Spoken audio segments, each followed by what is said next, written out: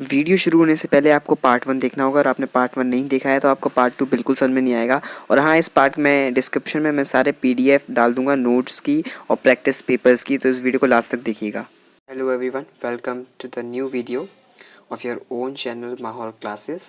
In today's video we are going to continue the sound chapter of class 7 ICSE, and this is part 2. If you haven't watched the part 1, watch it carefully, otherwise you won't be able to understand what is in this part.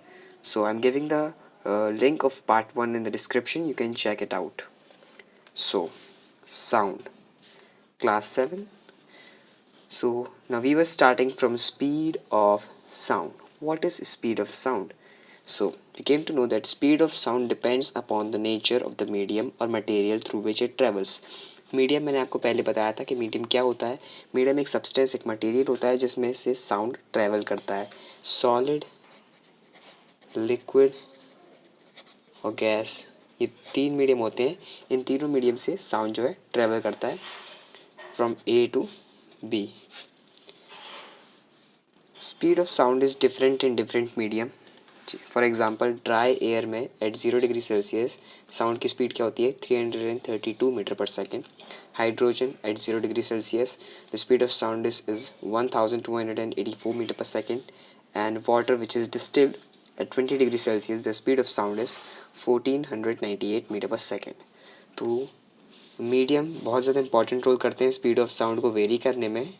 तो अगर medium change हो जाता है तो speed of sound भी change हो जाती है। Speed of sound is slowest in gases, faster in liquid and fastest in solid.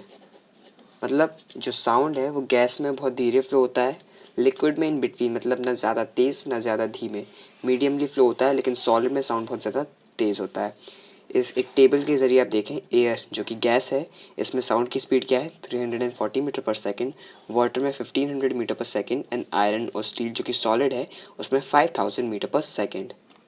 Sound travels slower then light. इसका क्या मतलब होता है कि जो साउंड की स्पीड होती है वो लाइट से धीमे होती है। लाइट की स्पीड क्या होती है?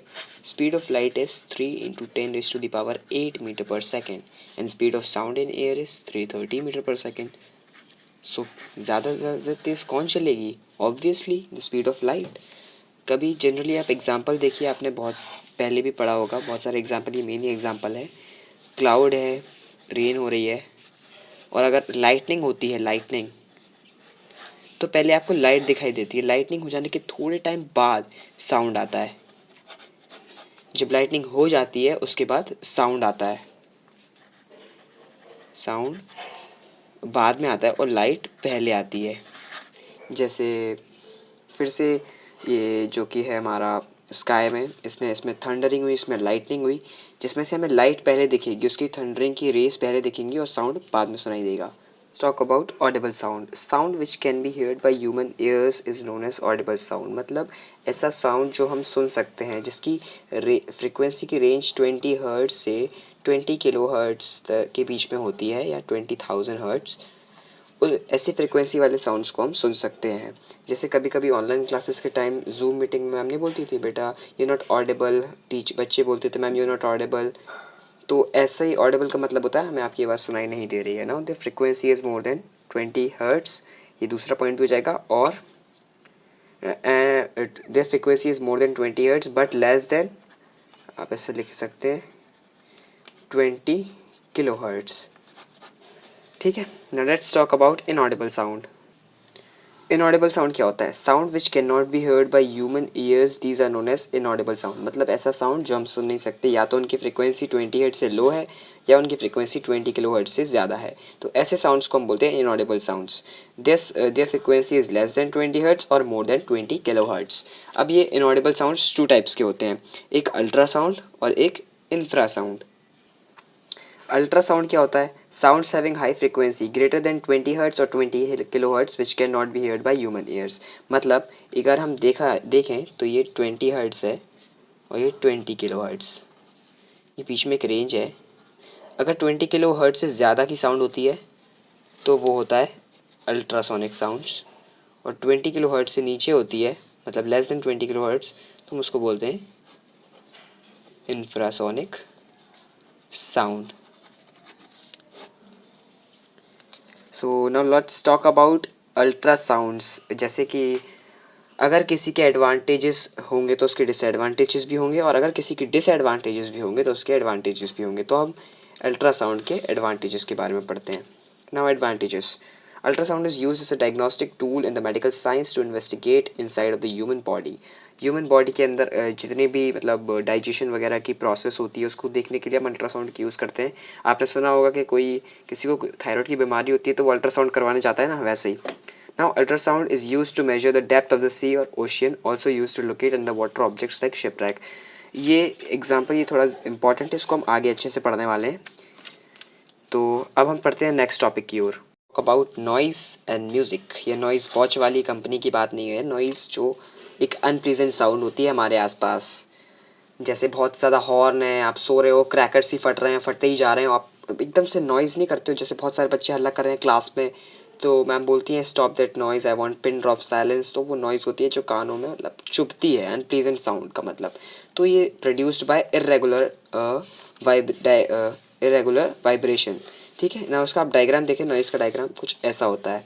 ये साउंड प्रोड्यूसिंग बॉडी है, और जिसकी वाइब्रेशन है आप देख सकते हैं कि ये रेगुलर नहीं है, इरेगुलर है। कोई ऐसे ऐसे ऐसे ऐसे ऐसा साउंड वेव्स, ऐसे साउंड वेव्स है, मतलब इनका एम्पलीट्यूड फिक्स नहीं है, कभी भी ऊपर नीचे वॉइस ऐसी हो रही है। एग्जाम्पल देखिए, sound of mixer grinder, sound of horn of vehicles and sound of bursting crackers.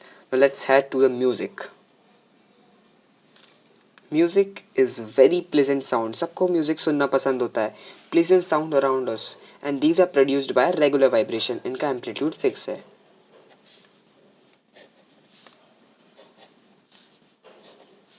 देख सकते हो, ऐसा ही म्यूज़िक होता है जो हमें सुनना बहुत ज़्यादा पसंद होता है, और sound produce by all musical instruments इसका एग्जाम्पल हो जाएगा। Now let's talk about reflection of sound. जैसे रिफ्लेक्शन ऑफ लाइट होती है ना, ये नॉर्मल होता है, ये लाइट रे आई, this is normal, this is incident ray, this is reflected ray, angle of incidence and angle of refraction. तो ऐसे ही रिफ्लेक्शन ऑफ साउंड होता है।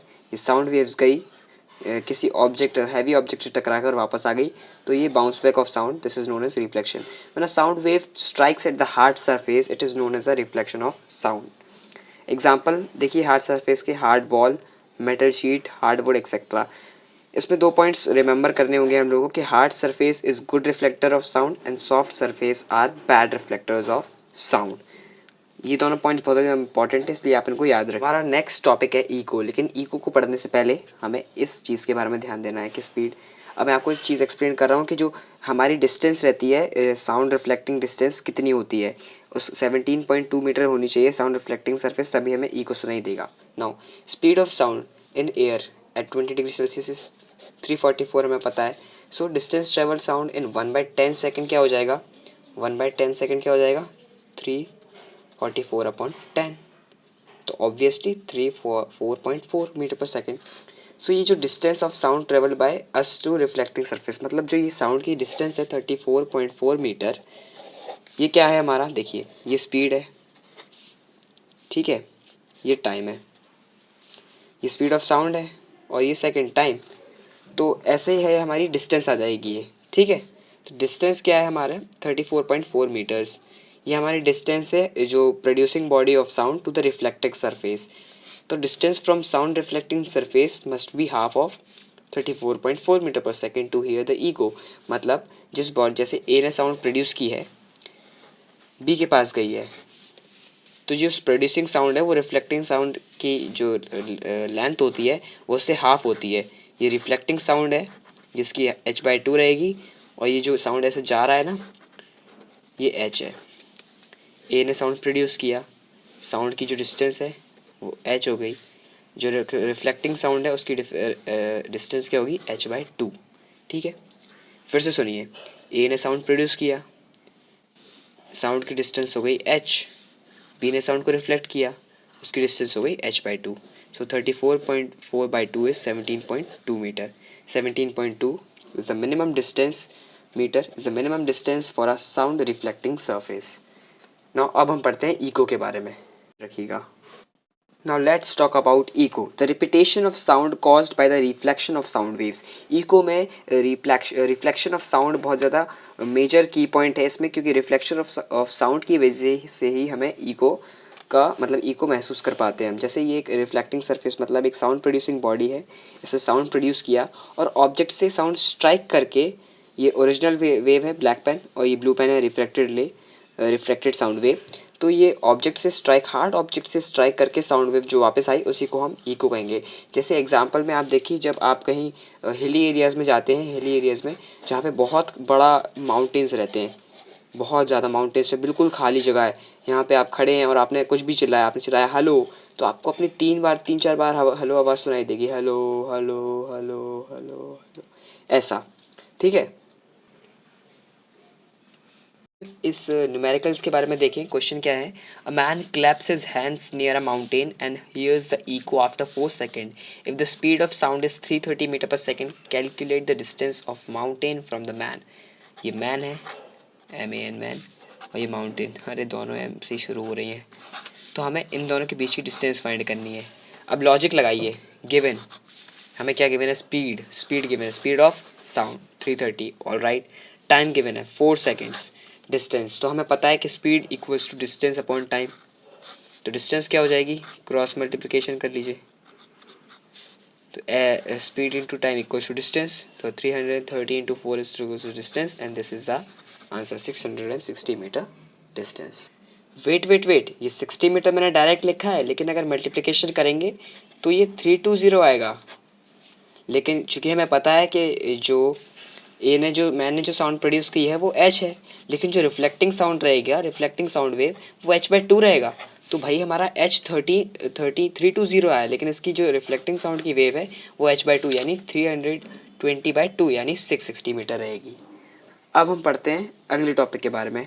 हमारा अगली टॉपिक है सोनार। सोनार का मतलब होता है sound, navigation and ranging.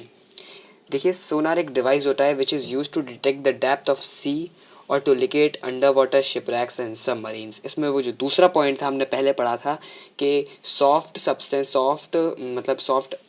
Substances are not good reflectors of sound, तो इसमें ये चीज़ बहुत ज़्यादा काम आएगी।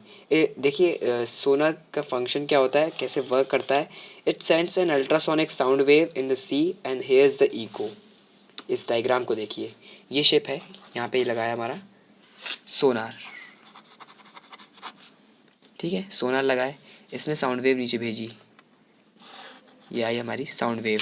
नीचे एरोप्लेन पड़ा है, एरोप्लेन जो है हमारा हार्ड है, हमारा हार्ड सब्सटेंस है, हार्ड मेटल है, तो इसने साउंड को रिफ्लेक्ट किया ऊपर वापस, और ये सोनार ने हेयर किया और उसको पता चल गया कि हाँ नीचे एक हार्ड ऑब्जेक्ट है। अगर इसी की जगह कुछ और होता, कुछ नहीं होता अगर, तो ये भाई जो सॉफ्ट बॉडी जो वाटर है वो साउंड को रिफ्लेक्ट ही नहीं कर पाता, है ना। हमें कुछ हार्ड सब्सटेंस चाहिए, हार्ड ऑब्जेक्ट जो साउंड को रिफ्लेक्ट कर सके, इसलिए एरोप्लेन हार्ड है और उसने साउंड को ऊपर रिफ्लेक्ट किया, जिससे सोनार को पता चल गया कि नीचे एक एरोप्लेन मतलब एक कोई सा भी ऐसा ऑब्जेक्ट है जो हार्ड ऑब्जेक्ट है। और क्या वो शिपरैक भी हो सकती है, एयरप्लेन भी हो सकता है, कुछ भी हो सकता है। तो हम इसी के साथ हमने साउंड पूरा कंप्लीट कर लिया है, और अगर आपको कोई भी डाउट होता है तो आप नीचे कमेंट सेक्शन में लिख के मैं तुरंत उसको क्लियर करूँगा। और आपको इस चैप्टर के नोट्स, प्रैक्टिस सेट्स, एक्सरसाइजेस आपको PDF में नीचे मिल जाएंगे। अगर आपको ये वीडियो पसंद आया तो वीडियो को लाइक करें and share the channel. Thank you very much.